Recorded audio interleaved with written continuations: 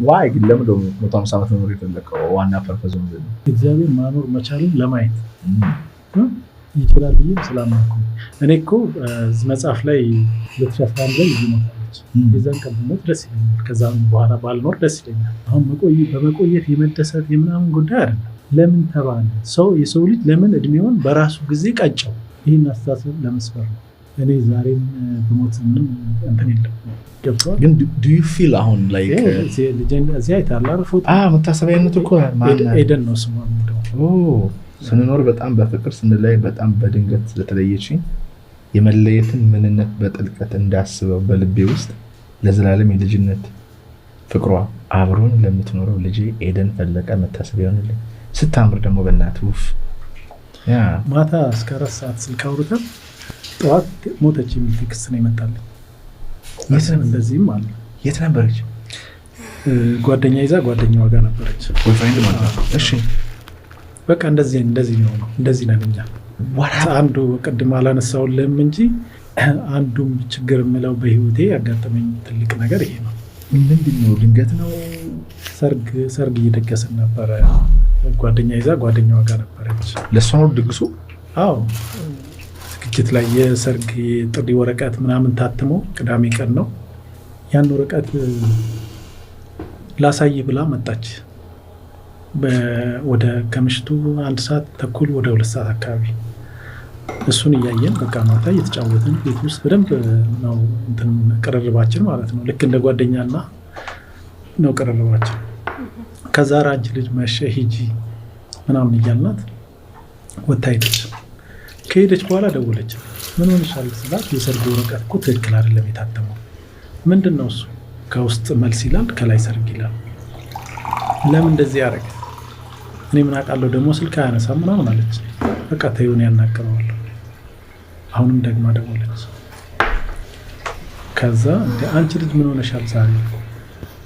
በቃ ነገ ሄጄ እኔ ጉሮሮውን ነው ማንቀው አለች። ለምን? መጀመሪያ እኔ ላሳትም ስላት እኔ ላሳትም ማቀው ልጅ አለ ብላኝ ነው ከዚህ የወሰደችው። እንደዚህ ብዬ ምናምን አለች። በቃ እንደዚህም አልሽ አይደለም? ይሄ እኮ የሚስተካከል ነገር ነው። ስለዚህ እንደዚህ አታስቢ ምናምን አልኩት። ደጋግማ ደወለ። ከዛ ተኛን። እኔ ጠዋት ስራ ቦታ ሄጄ ስልክ ሳወራ ስልክ ዌይቲንግ ይገባል። ሌላ ስልክ ይዣለሁ። በረጅም ሰዓት ዌይቲንግ ገባ ስልክ። ከዛ ስልኩን ዘግቼ ሳየው ቴክስት አብሮ መጣ። የደሞተች ነው የሚለው። ምን ታደርጋለህ? ከዛም በኋላ ያው አብሯት ሰው ነበረ። እሱ ተያዘ። ያው ይጠረጠር ስለነበረ ማለት ነው። ባሏ ነው ቦይፍሬንድ ነው? እሺ ይጠረጠር ስለነበረ ተያዘ። እኛ ቀበርን። ግን በማግስቱ እኔ ፖሊስ ጣቢያ ሄድኩና ልጅ ስትሞት አጠገቧ ያለው አንተ ነህ ማለት አገናኙ እንዳልኳቸው። እንዴ ኖርማል ነው ምናምን አልኩ። አይ ምንም፣ እኔ ልጅ ስትሞት አጠገቧ ያለው እሱ ነው። እሱም ይግደላት ምንም ይሁን መስማት የምፈልገው ከሱ ነው። መስማት የምፈልገው ደግሞ ዛሬ ነው። ልጄ ሰለስቷ ምናምን ከወጣ በኋላ አይደለም ይሄ መስማት የምፈልገው። አገናኙኝ እጠይቀዋለሁ አልኳቸው። ከዛ ጠየቁት፣ ነገረኝ። እንደዚህ ነበር፣ ውጭ አምሽተን ነበረ፣ በዚህ በወረቀቱ ምክንያት ትናደድ ነበረ። ከዛ ተይ ስላት አልተውም አለችኝ። እንግዶች ነበሩብን እና ምሽት ቤት አምሽተው ነበር። ከዛ አልሰማ ስትለኝ መታ ረኳት ነው የሚለው። ትንሽ ለኛ ናት እሷ።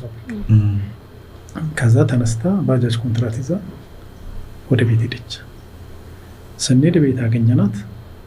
ከዛ በኋላ ተኛው። ስነቃ ካጠገቤ ጠዋት ነው የሚለው። ከዛ የት ነበረች? መታጠቢያ ቤት ውስጥ ራሷን አጥፍታ። ነገሮች ነበሩ ማለት ወይ ገመድ ወይ ቢላ ወይ መድኃኒት የሻንጣ ማንገቻ የሻንጣ ማስረዘሚያ አለ በሱ አንገቷ ላይ ምናምን ነገር አለ። እሱማ ያው ምርመራ ሁሉ ተደርጓል እኮ አስከሬን ምርመራ ሁሉ ተደርጓል። እንደዛ ነው። ግን አንዳንዴ ምንድነው እሱ አምነህ ለመቀበል የሚቸግር ነገር አለ አይደል? አሁን እኔ ብቻ ነኝ የተቀበልኩት ማለት ትችላለህ። ማህበረሰቡም ያንን ነገር አይቀበልም። ከልጅቷ ባህሪ የተነሳ በጣም ራዕይ ያላት ልጅ ናት። የሚገርም አስተሳሰብ ያላት ልጅ ናት። የመጀመሪያ ልጅ ናት? አዎ የመጀመሪያ ልጅ ናት። ስንት ዓመቷ ነበር? የዛን ጊዜ 21 ዓመቷ ነበር። እና በምን አነሳ ነው እኔ ብዙ ኢንተርቪው አልሰጥም እንደዚህ ይሄ ያስተምራል። እሺ ይሄ በጣም በጣም በጣም ጠንካራ ሰው ነው። ከዛ በኋላ ግን ምን ተፈጠረ? እኔ ማለት መልካም ሰው ነው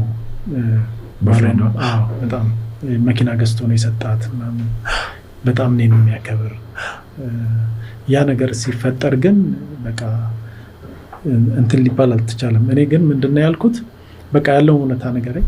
ለምሳሌ ተናደህ ስትመታት ሞታ ከሆነ ድንገት ስትመታት ሳላስበው ሞተች ብለህ ንገረኝ፣ ይቅርታ ነው ማድረግልህ። ነገር ግን አንተ የምትነግረኝ ነገርና የሐኪም የአስከሬን ምርመራ ምናምን በኋላ የሚመጣ ውጤት ከተዛባ የዛን ጊዜ ነው እኔ በአንተ ቀር የሚለኝ። ያ ካልሆነ የነገርከኝ ነገር በትክክል ከመጣ እኔ ይቅርታ ነው ማድረግልህ።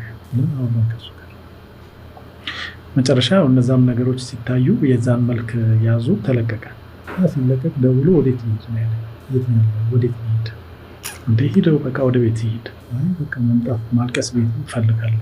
እኔ ስንት ትመጣለህ ታለቅሳለህ። አሁን ወደ ቤት ሂድ። ከዚህ ውጭ ሽማግሌ አልተቀመጠም፣ ታረቁ የሚል ነገር አልመጣም። በዛ ይቅርታ አደረግኩለት። በዛ ነው ትክክል። እኔ እንደውም አንዳንዴ የዛን ጊዜ በጣም ከብዶኝ ነበርና ከቤት በቃ እወጣለሁ። ሲከብደኝ መኪና ልንዳስቲ ትንሽ ምናምን ብዬ ከተማ ውስጥ መኪና ምናምን እነዳለሁ። ሄጄ እሱን ጠይቄው ምሳ በልተሃል ምናምን ብዬ ስወጣ ከላይ ላይ የሆነ ነገር ግፍፍ ይላል። የእሷን ባለቤት ማለት ነው።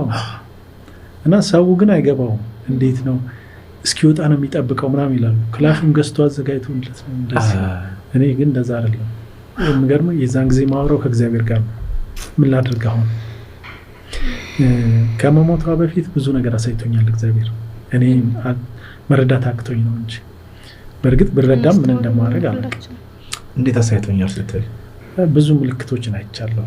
ለምሳሌ የሆነ ችግር ሲደርስ መኪና እየነዳች ከከተማ ወጥታ የሆነ አደጋ ሲደርስባት ሰው ሳይደርስላት ምናምን በቃ እንደዛ ያሳስበኝ ነበር እና ለ3 ቀን ምግብ አልበላም ነበር ከመሞቷ በፊት ማለት ነው። ስቲል የሞተች ቀን ራሱ በቃ ምግብ ላቅርብልህ ወይ ኬክ ብላ ምናምን ኬክ አለ ምናምን ብላይ ሁሉ አልበላም ብያታለሁ። ይሄ ምልክት ቀላል ምልክት አይደለም። ምን ማለት ነው? በጣም በቃ አሳይቶኝ ነበር። ያንን ስላየው ከሞተችን በኋላ በቃ እግዚአብሔር ወይ አሳይተኛል፣ እኔ ምልክት ሰጥተኛል፣ እኔ መረዳት አልቻልኩም ወይም ማዳን አልቻልኩም። ያኔ ወይ ደግሞ በጸልይ ያን ነገር ልቀይረው ይችል ነበር፣ አልጸለይኩም። አሁንስ ምን ላድርግ ነው ስል የነበረው። ከሆነ በኋላስ ምን ላድርግ? ቀሪ ልጆች አሉ።